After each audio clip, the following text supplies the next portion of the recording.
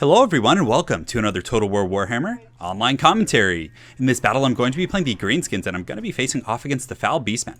So as far as the army composition goes, I do have a front line of black orcs and typically they can deal pretty well with Bestigors, and if he does bring like gore herds and low tier infantry, they just have a little bit too much armor for those non-AP front line of the beastmen to handle. Aside from that, we do have some orc boars to help deal with large targets, and they have that armor piercing, so hopefully we can potentially swarm on a gore bolt with that. We do have a Night Goblin Shaman. We're just going to hide him in the back for the little while, so let's put him in group 5. And then I actually decided to bring the Moon Howlers. They're basically the, for those of you that don't know, you don't see them terribly often. They're a regiment renowned for Goblin Wolf Riders, and they cause fear. So I figure if I can get into some of those Ungors in the back line, maybe they'll have a bit of a home. I don't know. We'll see.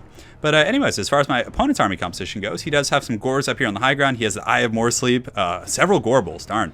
He also does have Malagor the Dark Omen. He has Devolve and Traderkin. He also has Something Comes This Way, I think is what it's called. Let's actually look. This is a nice learning experience for all of us. So he has the Unholy Power, the Icon of Vilification. So what does that do? Affects allies in range, gives leadership, weapon. Oh, 12% weapon damage. That's not bad. So yeah, he's got some neat tools, and Something Wicked Comes This Way. It gives nearby troops or enemies -4 leadership. So that should be pretty fun. So we're going to fly up there, see what we can get going on. We're going to get our Moon Howlers around the back and do a little bit of scouting. And you know what, the Goblin Shaman, there may come a time when he's going to be useful. So we'll waddle him up and see if there's anything he's got going on. I honestly think the Eye of Morsleep. Let's dive. We're like diving like behind this structure, trying to hide from that. But right now, I'm just going to see if he has the Koroks Man Rippers. Extremely powerful regiment of renown available to the beastmen. It has excellent, armor piercing damage. It has anti-large. It's just a really good unit. And it has like 40 something melee defense. Yeah, 47. And when you compare that to black orcs, they're like rocking like 22, 23. So it's a pretty substantial difference. But what I'm going to do essentially is just wait for my Winds of Magic to kind of come up. And the Eye of Morsleep is having a little bit too much fun. He's not that accurate. It's much more accurate than a regular Cygor, but it's not going to be able to hit a flying unit very effectively. It will probably hit me once or twice, but it's not going to be able to reap perpetual gains there.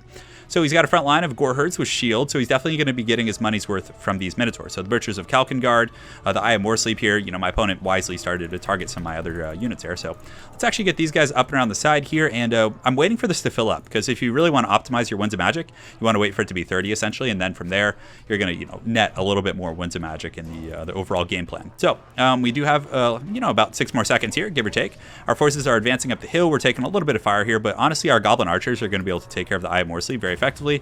Now we're going to Fade Abuna. Fade Abuna is still a very powerful ability. I know it got some tweaks quite a while back. That must have been like, 6 or 7 months ago. But anyways, we're going to drop Fade Abuna. It's still going to bring these Koroks Man Rippers down to like 60% at least. Probably. I don't think they have any magic resist or anything. So they're going to take quite a bit of work from that, which is good. That's definitely one of the more high value targets. So I want to wear that down, prior to the fighting. But this is odd. Seeing like beastmen players like camping up here now, like it's almost like I'm playing against a dwarf. He's like using the terrain and all these different things like that. So we're gonna pull the Moon Howlers in the back, and he doesn't appear to have any missiles. I've done my scouting, and I haven't been pressured at all. And yeah, I could honestly just wait for another Fade Abuna and then just rout those guys if I really wanted to. But we're gonna take the fight to him. So man, that Eye of Morsleep hasn't made a single hit on anything. I think he's been thrown for a while. You can see he's very tired. Hasn't done too well for himself. So we're just going to use the Moon Howlers in the back to feast on routing units. It's it's a pretty good idea if you don't have good targets with those type of units to just like look in the back and just kind of poach a little bit. So we'll see how these guys do. Still has 60 models, so he hasn't lost a model yet. But if I cast it on those guys again, they're going to start going down pretty hard. And I'm 1 per 9 right now, so things aren't looking too bad there. So let's go ahead and get these guys engaged here. These Black Orcs can engage here in the front line. These ones can engage right here. And we have another one coming up soon. But yeah, it's going to be tough to get these Ungors, not Ungors, but Boar Herds, Orc Boar Boy Biggins in the right place. So we're going to target the Eye of Morsleep here. We do have these Raiders. I don't think he has any Vanguard action going on. So we're just going to kind of keep them in the back for now. We do have another Fade Abuna, so honestly, we're just going to take out those Koroks Man Rippers. I mean, I guess, time allowed for it. At first I was like, I'm not going to draw the battle out until I can do that, but since it took so long to march to him, might as well give it back to him a little bit, So we do have these guys jumping in against these Ungor herds. Let's actually send these Black Orcs over here and these ones in the front line, because they do have the splash damage, so they're going to tear through fodder units really quick. And yeah, you can see these guys are just melting right now, which is awesome. So our Cav, we want to attack from several angles since he doesn't really have any mobile threat. So he's just probably going to spear us out right here, which is totally fine. So we're going to pull these guys up and around the front and just use them as like a frontal assault unit. You can see our Goblin Archers are peppering the Eye of Morsleep, and a lot of his units are very, very tattered right now. So good. So our Black Orcs are going to be charging in here. Looks like there's some sort of a bombardment coming down here, or yeah, it looks like Trader Thunderkin, and I hear, rumor on the street is that ability got buffed pretty good. So we're gonna pull these gores, not gores. I'm getting everything confused now. These black orcs up and around, just keep peppering, and you can see the Eye of Morsleep is having a little bit of trouble. So we're gonna pull our Regiment of Renown, Orc Boy Biggins around, and you know what? We can just send these nasty skulkers in against these Minotaurs to try and like slow them down. We'll also pull AZHAG in to help out. So they're gonna charge through and try and get to my missiles, which is okay. So we're gonna slow them here. We do have some anti-large coming in, and let's get these goblins back a little bit. These ones can scurry over here, and AZHAG needs to get over. Oh, what are you doing on the ground over there? Come on, get in the right way. So our black orcs are also coming around the flank, so we're gonna get them pressuring. Let's get these guys up in here, and these guys can come over here. Great, so everything's going well. The Minotaurs are definitely going to take a lot of pressure here. I really want to finish off that Eye of Morsleep, and I should have kept, the Boar Boy Biggins in the front. That was definitely a bit of a mistake. So we're getting some decent DPS though. Nonetheless, these Minotaurs are taking quite a bit of damage. So we're going to go over here. We're going to go ahead and Spirit Leech this guy, and we're going to start shooting him with this group here, and this group can crossfire here. We should be able to honestly put him down pretty good. Let's get some of these nasty skulkers over there so we can drop that slow. And yeah, cool. These boars got caught on spears. That's not good. So we're going to pull those guys around the back. So far we're hammering this Gorbel pretty good. The front line obviously is going to go in our favor. I mean, that's not where he had the troop quality for sure. And this Boar Biggin mob, we're going to slam him in the back of those Butchers of Kalkengard, and things are looking good. So we're able to punch this Gorbel, and in case he wants to try and slip away, we'll smoke bomb him. And yeah, I'm telling you, AZHAG is so incredibly good. I mean, the ability to move around and apply poison and just do all these different mechanics like that is just so darn good. So well played to my opponent. It was quite a bit of fun. Crooked, I think is his name. But as far as this army composition goes, I mean, I've seen a lot of people. I thought those were regiments of renown, but it looks like he put some chevrons in those. Koroks, Manrippers, and the Butchers of Kalkengard, not bad choices against Greenskins, but I mean, that's also one of the disadvantages of turtling like he did. I was able to just Spirit Leech him twice, and this entire unit of very expensive troops was essentially just shut down. The Butchers did okay. What I would have liked to have seen from him is, maybe cut one of these gores, or, just cuts. He needed some hounds in the back to pressure the goblins. Because then, granted, I did have, adequate defenses, but still, if he had been pressuring me, I was just teeing off on that Eye of Morsleep for half the battle with my goblins, and there wasn't a whole lot he could do. So let's go ahead and jump into another game here, guys, and see if we can find another opponent. We'll make this a nice double cast for you all. And you know what? We can go from there. But yeah, I feel like Greenskins are in a pretty good place in the metagame. I mean, granted, not much has changed for them, but still, they have some good tools. I mean, really powerful infantry, the big Wa, and, the inherent ability on the Greenskin leadership, the Wa itself, is so powerful. I mean, giving a huge melee attack spike for, a decent amount of time can really make quite a big difference. So, I like it quite a bit. Been enjoying me some Greenskins. I'll make sure to get you guys a Goblin game too. I know I've been kind of slacking on that a little bit, but hopefully this actually joins up here. I've been trying to join into quick battles, and I get stuck on the found match, and I know it's a little bit tough. It was happening to me when I was streaming before, so hopefully the game fires off, and there we go. So we're fighting against Smoka's COH. All right, so let's see. Who do we want to play? Who would you guys want to see? I don't want to play Empire because I'm a little bit sick of using Dwellers Below. So let's use. Do we want to use Norsca? Yeah, let's. I feel like you guys probably want to see something new and fresh, right? So let's go ahead and play some Norsca. So we're gonna use them. Throg, I think, is a pretty good choice here. He's regeneration. He's big, good AP, so he can deal with Grimgore. Definitely quite a stud here. So we're going to get him. As far as other troops go, we're going to get a Skinwolf Werekin, kind of strip him down. The Ruinous Flesh is good, though, because Goblin Archers, are a thing. They're pretty decent. So for the front line, we probably want to get some Marauder Champions, I'm thinking. Or do we want to try Famir Warriors? That could actually be pretty fun. Like doing Famir Warriors mixed with Berserkers. I don't know how well it's going to go, because I haven't really tried it myself in this matchup. I've tried it in other matchups, but you know what? Let's give it a try. So we'll get the Miststalkers, and then we probably want to get the Famir Warriors. Yeah, we don't really need the ones with the great weapons, I don't think. I think we can just get the standard ones. Cool, so that'll be our front line. In the back, we want to get some... Man, I really want the Maws of Savagery, but granted, Orc Boars trade pretty well. Let's get some of these Wolves here to just go pressure the back line and just get a little bit crazy. And, oh man, I really wanted a Mammoth too. There's just so much fun stuff on the Norscan roster, If I cut this, I can afford at least a Feral Mammoth. Do we want to do that? Man, that just feels so like, because if he gets Black Orcs and then I don't have Famirs in the front line to like handle those guys, it's gonna be really ugly. All right, so let's just do that. And I'm hoping the Berserkers will thrive under the armor sundering of the Famir, but I don't know. I feel like it's still better to just get champions and then like win in a traditional fashion. But you know what? Maybe I'll prove myself wrong here. So we'll get some Norscan Ice Wolves, and honestly, they have pretty darn good stats. They can trade well here. So let's cut. Yeah, just 2 is fine. And then I think I want to get some Spears in the back line. I can afford 1, and then we can get 1 more group of Marauders, I think. Yeah, we'll just get a standard group of Marauders and just have them pressure on the flank. So just go Goblin hunting. And believe it or not, Greenskins, it's pretty important to pressure the back line, because the Rusty Heirs, like when those guys were introduced to the metagame, they like drastically changed, the Greenskin dynamic. Like the fact that all these little like ratty goblins, their value just spikes so hard.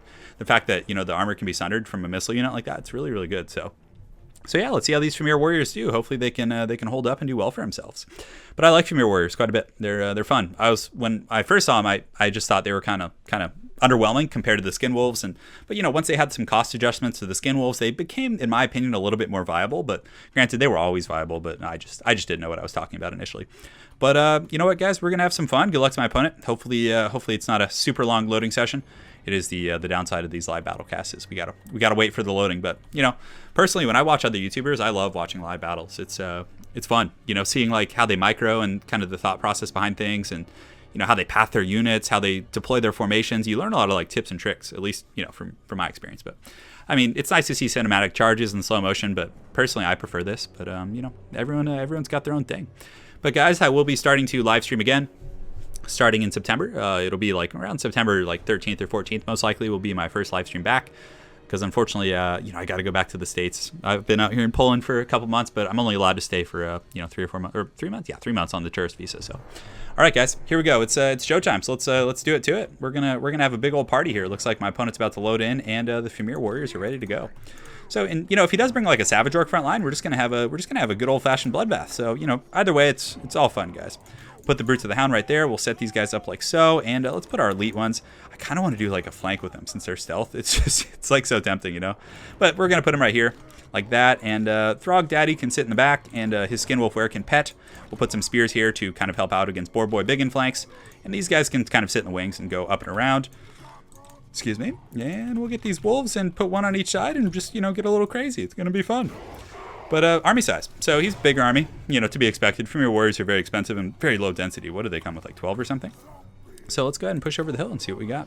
We're going to be doing some throw up. Honestly, I've been cutting the throw up in a lot of matchups. I don't know. I just never, I mean, it gets like maybe 3 or 4 kills, and I think it costs like 1 or 200. I honestly feel like the chevrons might be more important, like in a few units, but yeah. Anyways, Skin Wolf Wearkins, even though they got nerfed, they're still incredibly strong. That regeneration, armor piercing, anti-large are just, oh, it's so good. So he's got giants. Interesting. So I'm wishing I'd brought the great weapons with the anti-large now, but we'll see how it goes. Yeah, this could be an interesting one. We got some Goblin Wolf Riders, all kinds of stuff. But regardless, he brought Orc Boys, which is good. So his front line is going to get massacred horribly by my Berserkers. So that there's ups and downs to this fight, guys. Oh, so if he overextends here, if he's not paying attention to these wolves, I can collapse on him from the back and really do some mean damage. So looks like he's going to be shooting in at some of my Marauder Berserkers, which is definitely good. So let's go ahead and just kind of path in here, do a general pathing, and the spears we can just set up in the back.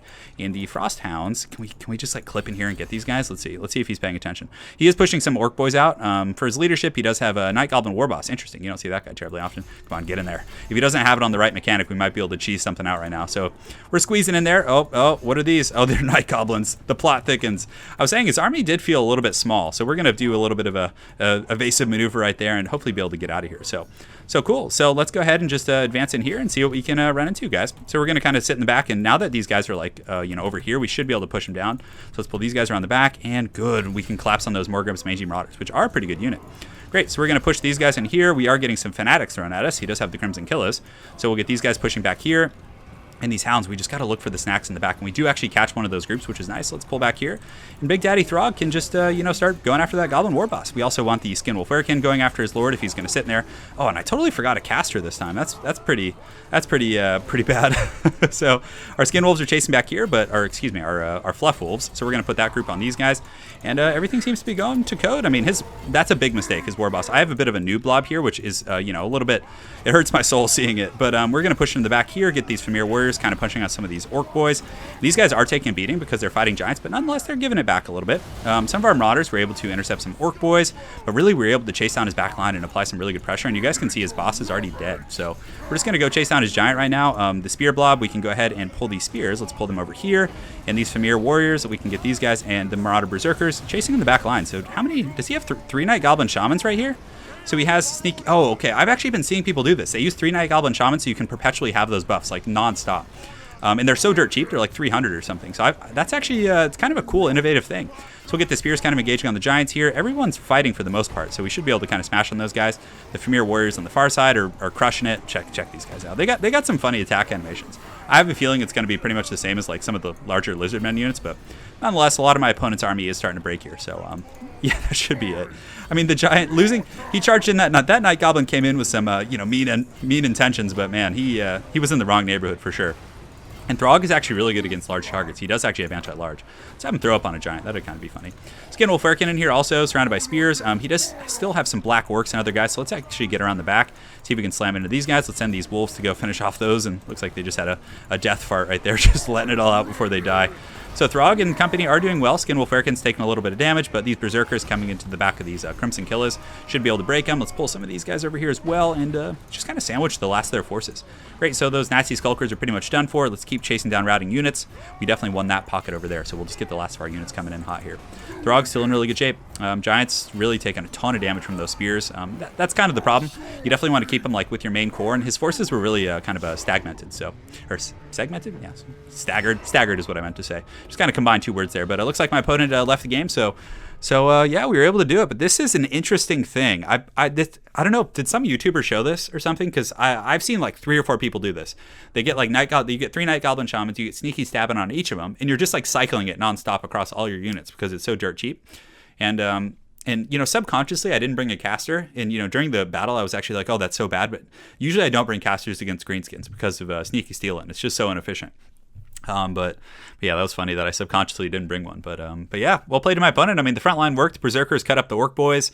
Premier Warriors were able to, you know, just smash on those guys for sure. Not a lot of kills, but just really an anchor piece, you know. I did like him bringing the Giants. I thought that was kind of a good mix up there. I mean, Giants beatdown can deal with Berserkers, obviously, and they can deal with Premier Warriors, so that's a nice little synergy. But, I mean, still the Berserkers with their high DPS against the low armor of Giants can perform, so you definitely need to have, like, a more solid core. His forces were very, you know, all over the place rather than having, like, a unified Greenskin core. But, I mean, honestly, the biggest thing was just his War Boss getting, you know, crunched on early. But regardless, very well played to my opponent, Smokas COH. Look forward to seeing you again on Ladder, and hopefully you guys enjoyed these live Battlecast. Have an excellent night, and take care.